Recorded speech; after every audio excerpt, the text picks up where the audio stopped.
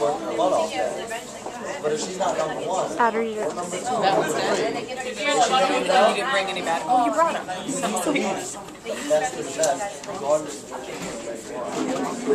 All right, so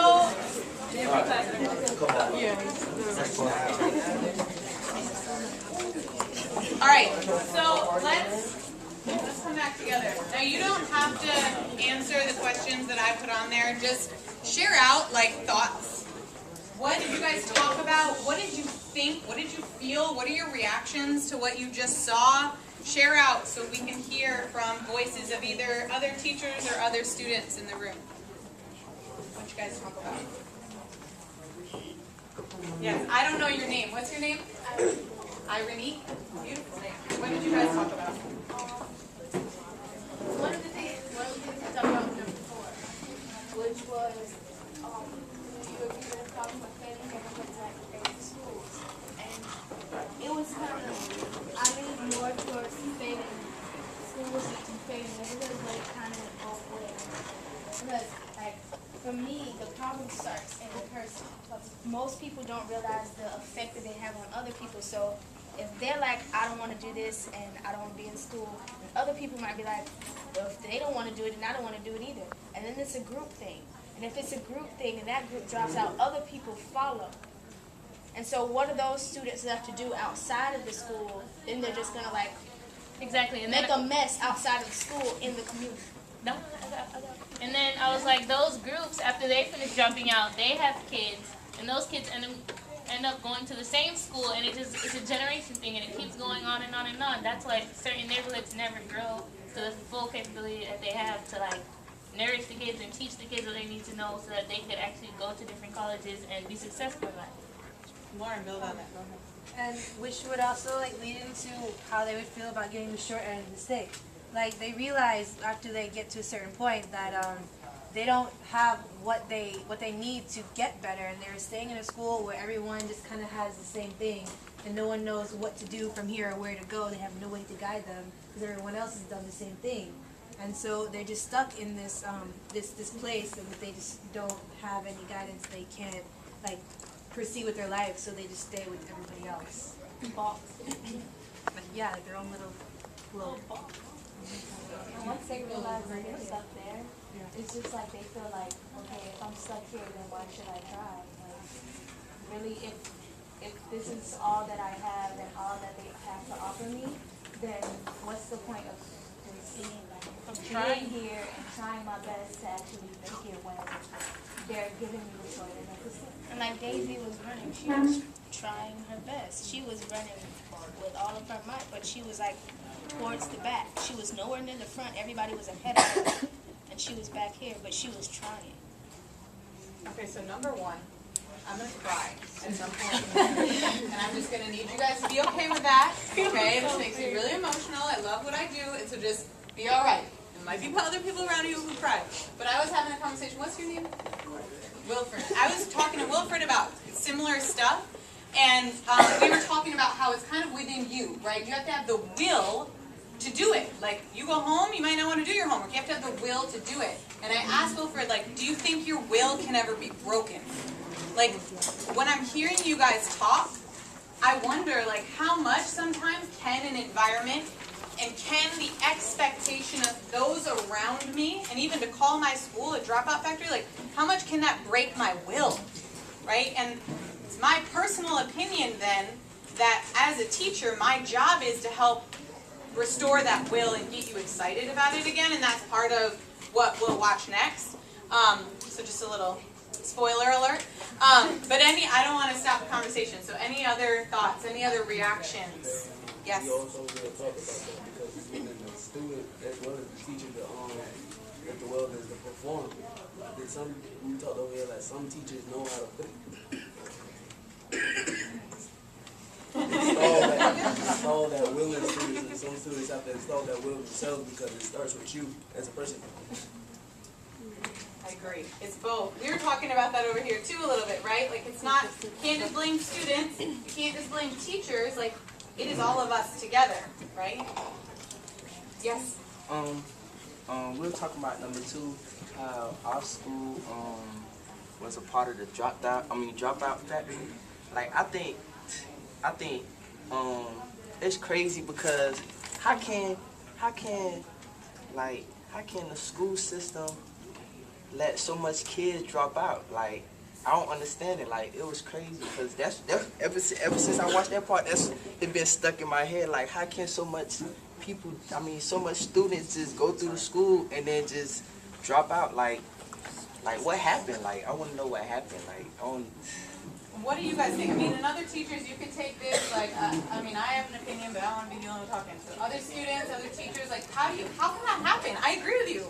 Like, this is a national emergency. Like, how can that happen? Josh? This is not an answer to your question, but it's even building off what you said. We started to talk about, right, we were thinking about the problem, and I know when I saw that map, and all the percentages in all different states, it wasn't like Florida was really low, and all the other states were at like 80% or 90% proficiency. Like, we couldn't even think of a state that was more than maybe 50 or 60%. And so, we just realized, like, it's not even specific schools, really, that are dropout factors, but we were like, this is clearly a bigger problem. And that doesn't just have to do with the kids at a specific school, or it doesn't just have to do with the kids in a specific state. It was like, whoa, what is going on that all around the country? You see the same thing happen. Over 2,000 this is happening. True. So to kind of go off the question, like, how do I think that this happens? And this is purely my personal opinion on what I think is going on. I think it comes down to the fact that, like, we all kind of base all our decisions on what will I get out of it. And education is something that there's nothing that can be like, oh, Joshua, you are going to get X, Y, and Z if you do this. And education ends up being this almost intangible thing that there's no concrete reward for. And I think because a lot of times students aren't able to see the value of that hard work and what they're going to be able to accomplish 20 years down the line, because we aren't able to really fathom 20 years from now. Most students are 15, 16 years old. You haven't even lived 20 years yet. So think about that future ramification. I think that kind of leads to a lot of students not fully understanding why their education is really important. I actually want to turn that back around on Josu, because you said how that happened. So my question is to you, we all work or go to Northwestern, which was a dropout factory according to this graph, and it's still graduation rate is not where it should be, right? So I'm sure you know people, or we all know people who are not going to graduate. So, of course, how that happens, we kind of have to look around us and say that this is happening around us right now. This is currently happening, and we all see it happening around us. But because we see it in our everyday lives, we may not realize that we're just like one of those numbers with that many kids. So it comes back to like you guys, like, why is that happening here and all these other schools? We talked about how there's so many other schools in Miami that can be seen the exact same way. We mentioned like Booker T, Central, all these other schools that have the exact same problem.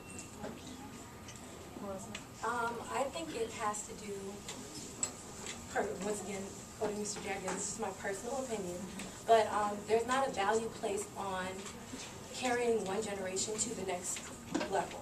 So we look at doctors, we look at lawyers, and there's this opinion that these are the elite of our society. Why? Because they have a job that is considered significant and that's considered somewhat glamorous in society. And I think the glamour in being a student and the glamour in being a teacher doesn't really exist.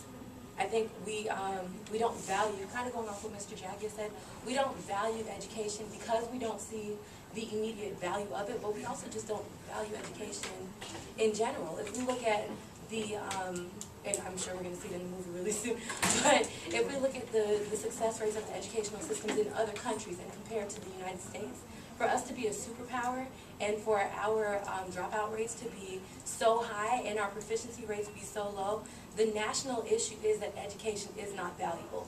You don't need it to get along. People haven't needed it to get along for a long time. And how do we take that system and flip it on its head? So your name's Josu, right? So let me not have a hidden agenda. I'm just going to come right out and say it. The reason we're watching this movie is because I feel like, to your exact question, how can this happen? That's what I don't understand. So Trayvon Martin, we all know what happened with him a couple months ago, right? That happened on February 21st. Within 4 weeks, a whole nation of people stood up and said, that's not right. Do you know how long this has been happening? Like years, over 50 years.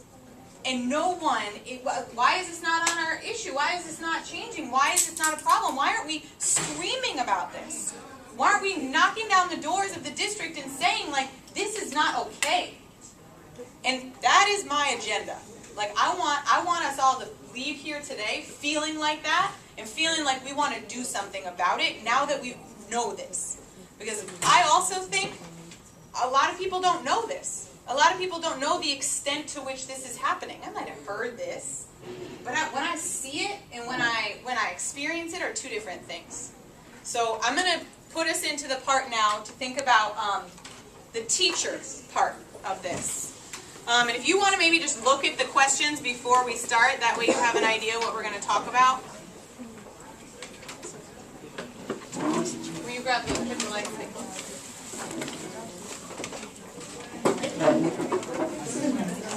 After lots of studies, we come down to just what most parents believe, and that is a good teacher is what's working, and a bad teacher is what's not working. Eric Hanishek has tracked the effect of individual teachers on groups of kids. The difference between a really good teacher and a really bad teacher is 1 year of learning per academic year. Students with high-performing teachers